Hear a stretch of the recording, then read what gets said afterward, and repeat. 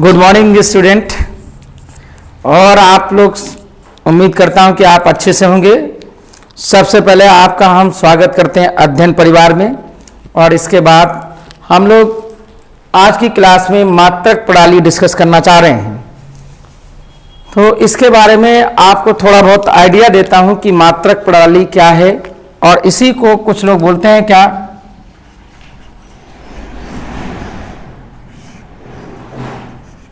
मात्रक पद्धति भी बोलते हैं। क्लियर हुई बात की नहीं? क्या बोलेंगे?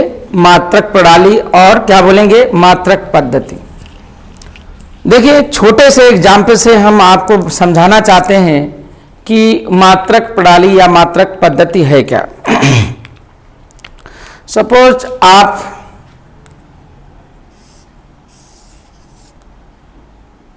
यहां पर इंडिया में रह रहे हैं,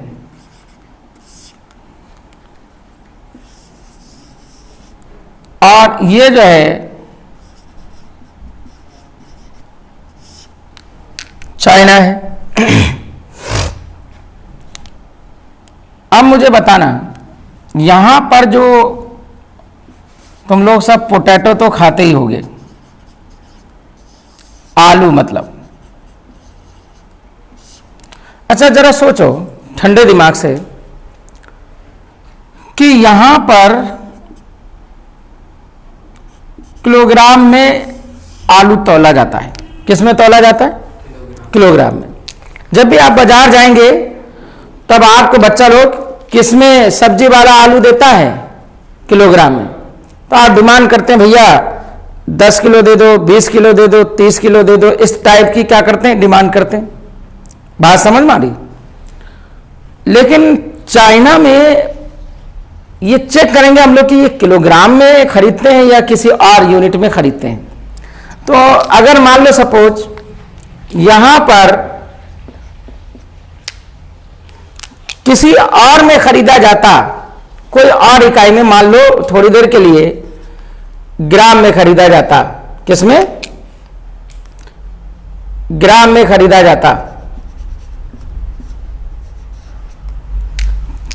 तो अच्छा, मतलब बताओ, अगर हम सामान कई ट्रक ले लेते और यहां पे सारा का सारा वजन किसमें होता? किलोग्राम। तो मैं जरा देखिएगा, यहां पे आपको बात बता रहा था, ओके, कि इंडिया में जो आलू खरीदा जाता है वो किसमें खरीदा जा रहा है? किलोग्राम में। चाइना में खरीदा जा रहा है किसमें? ग्राम में। समझ में आया? अच्छा बताओ, अगर चाइना वाला किलोग्राम में समझना होगा कि हमको कितना चाहिए, तो क्या बताओ, उसको 1000 से गुणा करना पड़ेगा, तभी तो वो समझ पाएगा। मान लो इंडिया में कोई आलू 3 kg खरीदता है। कितना? 3 kg। तो चाइना वाला इसको क्या समझेगा? 3 × 1000 इज इक्वल टू क्या? 3000 ग्राम। नहीं आया समझ? तो यहां पर क्या हुआ कि एक कन्वर्जन फैक्टर से हमें मल्टीप्लाई करना पड़ा। इसको क्या कहते हैं? Conversion factor. मतलब हमें किसी नंबर से गुणा करना पड़ेगा। और अच्छा, जब व्यापार बहुत ज्यादा ह्यूज अमाउंट में होगा इंडिया और चाइना में, मतलब ट्रकों माल जब आएगा जाएगा, तो क्या बताओ, अगर हम किलोग्राम में खरीदेंगे, चाइना खरीदेगा ग्राम में, तो क्या बताओ बीच में समस्या आना शुरू हो जाएगी। क्या बताओ, मुनीम रखना पड़ जाएगा। क्या बताओ, एक्स्ट्रा मुनीम रखना पड़ेगा, जो हर डेटा को क्या 1000 से गुणा करता रहे और बताता रहे। चाइना वाला इंडिया को समझाता रहे और इंडिया वाला क्या चाइना को समझाता रहे। नहीं आया समझ? क्लियर हुई बात की नहीं? तो मतलब ये हुआ, समस्या यहां पर ये पैदा हो गई कि इंडिया और चाइना में एक बीच में मुनीम की आवश्यकता पड़ेगी, जो ये क्या करता रहे, किलोग्राम को ग्राम में कन्वर्ट करता रहे। इसलिए यहां पर एक बात आपको अच्छे से समझ में आ गई कि यहां पर अगर इस बंदे के काम को खत्म करना हो, जिसको हम क्या कह रहे हैं? मुनीम। क्या कह रहे हैं? उसके काम को खत्म करना हो, फिनिश करना हो, तो फिर बताओ हमको क्या अध्ययन करना पड़ेगा? मात्रक प्रणाली का अध्ययन करना पड़ेगा, मात्रक पद्धति का अध्ययन करना पड़ेगा। और इसीलिए इसी समस्या से निजात पाने के लिए तमाम दुनिया के साइंटिस्टों ने एक प्रणाली जन्म दी और उस प्रणाली को नाम क्या दिया गया? SI प्रणाली। क्या नाम दिया गया? SI प्रणाली। आपको इसके बारे में कक्षा 9 में बताया गया होगा कि SI प्रणाली क्या है। समझ में आया? तो किसी भी भौतिक राशि को, मैं यहां पर एक शब्द बोल रहा हूं, ध्यान से आपको समझना है। भौतिक राशि समझना है। क्या समझना है? भौतिक राशि आपको समझना है।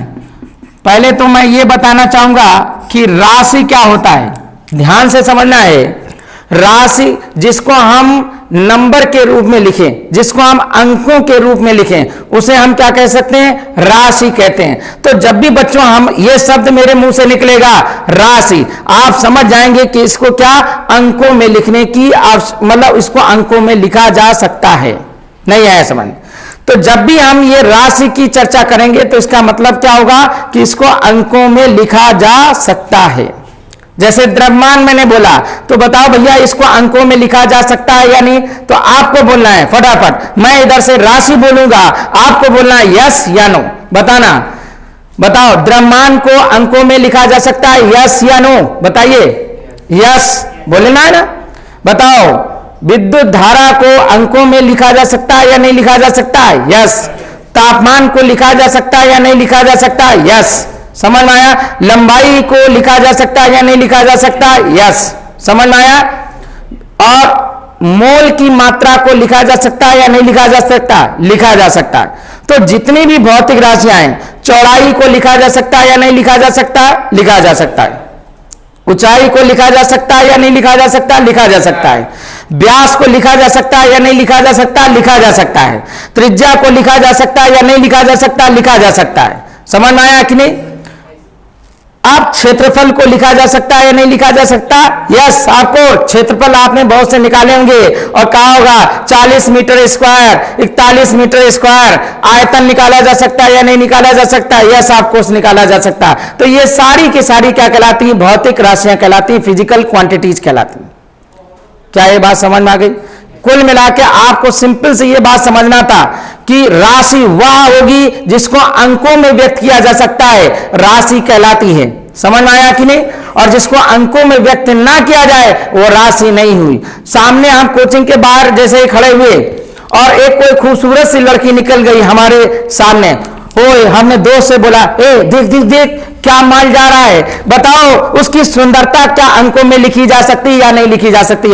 आपको बताना है लिखी जा सकती है या नहीं लिखी जा सकती? नहीं लिखी जा सकती माय डियर। तो वह राशि नहीं होगी। क्लियर हुई बात की नहीं? एक कोई मोटा व्यक्ति जा रहा था रास्ते में और बहुत ज्यादा हैवी मोटा था।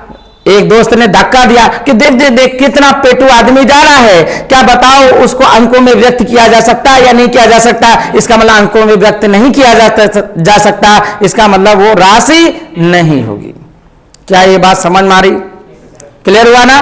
हमने किसी के मकान को बहुत देखा, कहने क्या भाई डिजाइन बहुत मस्त है। क्या बताओ उसको अंकों में व्यक्त किया जा सकता है? नहीं व्यक्त किया जा सकता है, इसका मतलब वो राशि नहीं होगी। तो ये तो अच्छे से समझ में आ गई होगी। वैसे एग्जैक्ट जो डेफिनेशन बोली जाती है भौतिक राशि के बारे में, ये बोली जाती है कि वह जिसको प्रत्यक्ष या अप्रत्यक्ष रूप से मापा जा सके उसे हम क्या कहते हैं? भौतिक राशि कहते हैं। क्या कहते हैं? भौतिक राशि। जिसको प्रत्यक्ष या अप्रत्यक्ष रूप से मापा जा सके उसे हम क्या कहते हैं? भौतिक राशि कहते हैं। अब प्रत्यक्ष क्या होता है और अप्रत्यक्ष क्या होता है? हमने कहा चलो भाई इस कमरे की आपको क्या चाहिए? लंबाई आपको नापना है। आपसे कहा भैया जरा अपने भाभी से इंची टेप ले आना और जरा इसकी लंबाई को नापना। क्या आप लंबाई इसकी नाप सकते हैं? यस, आप कोर्स डायरेक्ट नाप सकते हैं। क्या इस कमरे की चौड़ाई नाप सकते हैं? यस, आप कोर्स इस कमरे की चौड़ाई नाप सकते हैं। इस कमरे की ऊंचाई नाप सकते हैं? नाप सकते हैं। लेकिन जब बात आएगी क्षेत्रफल मापने की तो डायरेक्ट नहीं मापा जा सकता माय डियर। क्या करना पड़ेगा? पहले लंबाई नापना पड़ेगा, फिर चौड़ाई नापना पड़ेगा, फिर क्या करना पड़ेगा? गुणा करना पड़ेगा, तब आएगा। तो ये कैसी माप हो गई? अप्रत्यक्ष माप हो गई। तो जिन भौतिक राशियों को प्रत्यक्ष रूप से हम मापे या अप्रत्यक्ष रूप से माप लें तो ऐसी राशियां क्या कहलाती हैं? भौतिक राशियां कहलाती हैं। और इन भौतिक राशियों को मापने के लिए हमको क्या आवश्यकता है? एक सिस्टम की आवश्यकता है, एक प्रणाली की आवश्यकता है। और इसीलिए उन भौतिक राशियों के लिए प्रणालियों की इजाद हुई, शुरुआत हुई अलग अलग समय के अनुसार। कुल मिलाकर के आज तक प्रणालियों की जो खोज हुई है वो कुल मिलाकर के आज तक हमने पढ़ा है 4 प्रकार की प्रणालियों की खोज हुई है। कितने प्रकार की बेटा? 4 प्रकार की प्रणालियों की खोज हुई। नंबर 1 आप समझिएगा MKS प्रणाली। नंबर 2 क्या होगा? CGS प्रणाली। नंबर 3 क्या होगा? FPS प्रणाली। ठीक है, कितनी प्रणाली मैंने बताई? मैंने अभी आपको क्या बोला कि राशि वह होगी जिसको अंकों में हम क्या कर सकते हैं? व्यक्त कर सकते हैं। फिर हमने भौतिक राशि के बारे में बोला कि जिसको हम प्रत्यक्ष या अप्रत्यक्ष रूप से क्या कर सकते हैं? माप सकते हैं। जैसे मैंने बोला था कि किसी कमरे की लंबाई आपको मापनी होगी तो क्या आप डायरेक्ट माप लेंगे, लेकिन जब आपको क्षेत्रफल मापना होगा तब क्या करेंगे? लंबाई नापेंगे, चौड़ाई नापेंगे, फिर उसका क्या करेंगे? गुणा करेंगे, तब वो आंसर आएगा। डायरेक्ट नहीं आ जाएगा। इसलिए बताओ कैसी माप हो गई? अप्रत्यक्ष माप हो गई। इसलिए चाहे क्षेत्रफल होगा, लेकिन ये सभी चाहे आयतन हो चाहे घनत्व हो, ये सब क्या अप्रत्यक्ष रूप से मापा जाएगा। क्लियर हुआ? तो ये राशि क्या कहलाएगी? भौतिक राशि कहलाएगी। अब जरा देखिएगा, जो मैंने अभी बात की कि जो प्रणालियां जो आई वजूद में, एग्जिस्टेंस में, जैसे जैसे समाज क्या हुआ? विकसित होता गया। तो सबसे पहले जो प्रणाली आई समाज में वो क्या आई? इधर ध्यान देना, FPS प्रणाली आई। क्या आई? FPS। दूसरी जो प्रणाली आई आपकी वो क्या आई? CGS प्रणाली आई। अब तीसरी जो प्रणाली आई वो क्या आई? MKS प्रणाली आई। समझ में आया? और जो चौथी प्रणाली आई वो आपकी वो क्या आई? SI प्रणाली आई। तो ये हम 4 प्रणालियों की देखिए, हम लोगों ने अभी बात की आपसे कि कुल पद्धतियां कितनी हैं, कुल सिस्टम्स कितने हैं। तो पहला क्या होगा? FPS प्रणाली। दूसरा क्या होगा बच्चा लोग? CGS प्रणाली। तीसरा क्या होगा? MKS प्रणाली। चौथा क्या होगा? SI प्रणाली। ध्यान से समझेंगे, देखिएगा इन प्रणालियों में खास बात आप देखेंगे कि 3 ही भौतिक राशियों को क्या किया गया? मापा गया। कितनी? 3 भौतिक राशियों को बेटा मापा गया है। पहला देखिएगा, पहला जो जिसको नापा गया वो लंबाई है, ठीक है ना। अब फिर दूसरा क्या नापा गया है? द्रव्यमान नापा गया। क्या नापा गया? द्रव्यमान। और फिर तीसरा क्या नापा गया? समय नापा गया। ये आप अच्छे से समझिएगा। यहां बात करते हैं, जैसे देखिएगा लंबाई FPS सिस्टम में किस में मापते हैं? फुट में नापते हैं। किस में नापते हैं? इसलिए यहां पे F बना दिया गया बेटा। F का मतलब क्या होगा? फुट। यहां द्रव्यमान किस में नापते हैं? पाउंडल में मापते हैं। पाउंड में मापते हैं, सॉरी पाउंडल नहीं, पाउंड में नापते हैं। और समय किस में नापते हैं? सेकंड में नापते हैं। राइट। अगर हम इसकी बात करें, CGS सिस्टम की बात करें, CGS पद्धति की बात करें, तो लंबाई किस में नापेंगे? सेंटीमीटर में। द्रव्यमान किस में नापेंगे? ग्राम में। समय किस में नापेंगे? सेकंड में। यहां पे लंबाई किस में मापेंगे? मीटर में। द्रव्यमान किस में नापेंगे? किलोग्राम में। समय किस में मापेंगे? सेकंड में। नहीं आया समझ? आ गया ना?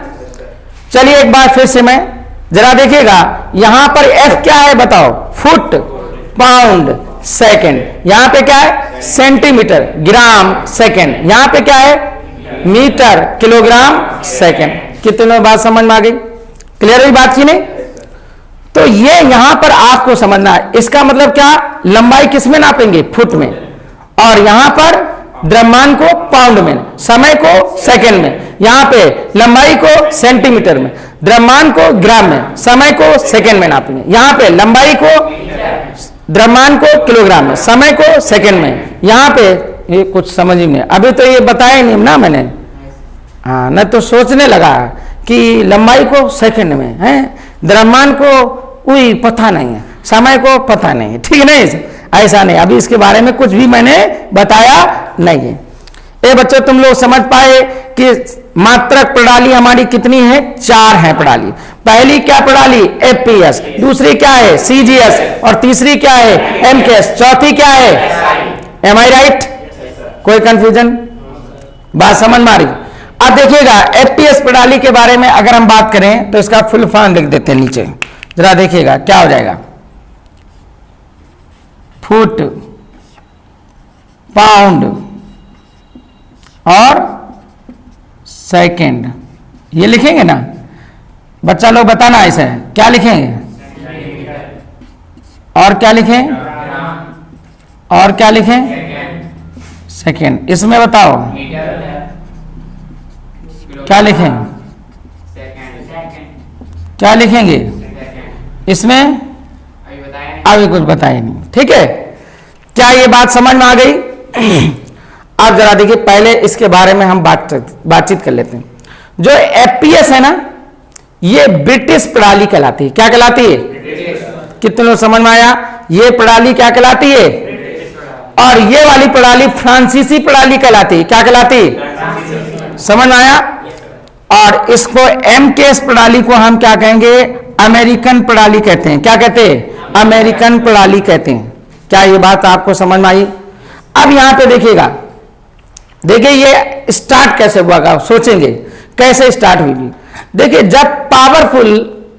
जब ब्रिटिश रहा होगा तो जो भी उद्योग धंधे में जो भी नापतोल होती होगी तो वो इस प्रणाली के अनुसार होती होगी। जब कोई राज्य कोई दूसरा, मतलब सुप्रीम पावर कोई दूसरा बना होगा तो फिर क्या होगा? सीजीएस प्रणाली। देखिए जो बना होगा सुप्रीम पावर, जैसे आज की डेट में सुप्रीम पावर सारे देशों का सर्वशक्तिशाली देश अमेरिका माना जाता है, तो हम लोगों को जो सर्वशक्तिशाली देश होगा उसी के अनुरूप कार्य करना होगा। बच्चों समझ में आया ना? किसके अनुरूप कार्य करना होगा? जो सर्वशक्तिशाली देश होगा, जो पावरफुल कंट्री होगा, उसके हिसाब से हमको काम करना होगा। जो वो गाइड करेगा कि भैया देखो नापतोल इस आधार पे करो, इस आधार पे करो। जैसे कि आजकल तुम देखते होगे कि रुपया किस में मापा जाता है? ज्यादातर डॉलर में नापा जाता है, इंटरनेशनल सिस्टम में, अंतरराष्ट्रीय। लेकिन हम कहेंगे ना हमारे इंडिया में तो रुपया, मतलब करेंसी रुपया में नापी जाती है। रुपया में हम लोग क्या करते हैं? गिनते हैं, करेंसी को गिनते हैं। तो क्या बताओ, क्या अमेरिका गिनने लगेगा? नहीं, जो सुप्रीम पावर होगा उसके आधार पर जो है करेंसी क्या होगी? चलेगी। ये बात आपको समझ में आया? उसी आधार के उसी अनुसार सब कुछ नापा जोपा जाएगा। तो बात समझ में आ गई होगी कि जो कंट्री सबसे ज्यादा डेवलप रही होगी उसी के आधार पर प्रणालियों का क्या हुआ होगा? जन्म हुआ होगा। तो बात समझ में आ गई। एफपीएस प्रणाली क्या कहलाती है? अभी जो हमने बताया था, ब्रिटिश प्रणाली कहलाती है। सीजीएस प्रणाली क्या कहलाती है? फ्रांसीसी प्रणाली कहलाती है। और एमकेएस प्रणाली क्या कहलाती है? आधुनिक प्रणाली या मॉडर्न प्रणाली, वो करे, या इसको क्या कहेंगे? अमेरिकन प्रणाली। और एसआई, अब जरा देखिएगा, अब देखना अमेरिका कितना होशियार, उसने ये सोचा कि एसआई के बारे में हम क्या करें? FPS, CGS, MKS.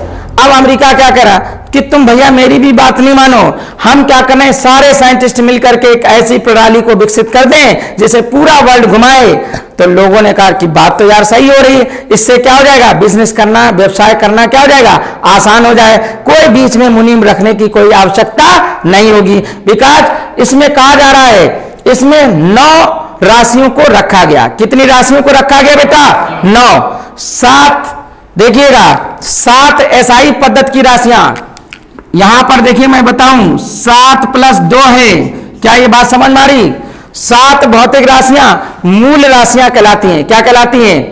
मूल राशियां कहलाती हैं।